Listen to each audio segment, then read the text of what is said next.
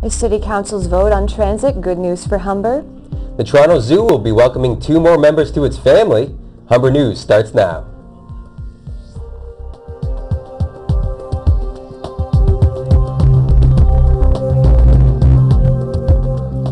Hello, it's Thursday, February 9th. Welcome to Humber News, coming to you from the Broadcast Center here at the North Campus. I'm Katie O'Connor. Thanks for joining us. And I'm Justin Irwin. Ahead on our show, we have all your news, sports, and entertainment highlights, as well as your 5-day weather forecast. But first, Katie has our top story. Transit City has been resurrected for now. The light rail transit plan, the brainchild of former Mayor David Miller, has been revived after a special meeting of City Council yesterday. By a vote of 25 to 18, City Council approved a return to the light rail transit plan. The vote overturns Mayor Rob Ford's unilateral decision to put in subways instead. The meeting was called by TTC Chair Karen Stintz. She says Ford's proposals would not be a proper use of provincial money. Mayor Rob Ford says the council's decision is, quote, irrelevant, and the decision ultimately rests with the provincial government. The Transit City plan includes a light rail transit system on Finch. Reporter Liz Caven went out to find out if this means council's vote benefits the Humber community.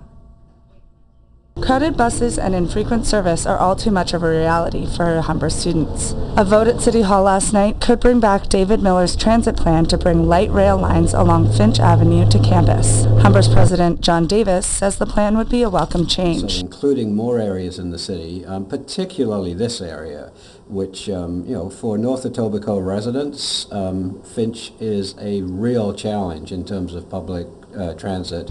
Construction could bring traffic nightmares, but Associate Director of Public Relations and Communications, Andrew Leopold, says the benefits outweigh the costs. It'll make the trip to Humber on public transit that much easier, hopefully that much more efficient, and hopefully the amount of opportunities, like the number of buses or light rail trains, whatever they're called, will increase the frequency to campus as well. Humber students are supportive of the West End transit expansion. Yeah, it would be definitely make it easier because it's like too much traveling for me from Scarborough to here. It takes me around like hour and a half to 2 hours every day. So I think it would be a nice idea to have a direct bus to Humber. It takes me like 2 hours to get to school, so any improvement would be appreciated. Students at Humber College will have to wait a while to reap the benefits of the Finch Avenue LRT line. If Stintz's plan goes through, the projected completion for the project is not until about 2020. Liz Caven, Humber News. Thanks, Liz. The McGuinty government is trying to ease the financial pressure of paying for college or university. Right now, students can receive a 30% rebate off their tuition with the Ontario Tuition Grant. Today at Humber College, an outreach team from the Ministry of Training, colleges and universities are on hand to answer any questions or concerns students may have about the grant. Students can instantly check if they are eligible right on site. The outreach team will be at both the Lakeshore and North Campus Student Centers until 4 p.m. More than 300,000 students are eligible for the grant, but ministry officials say only 60,000 students have applied.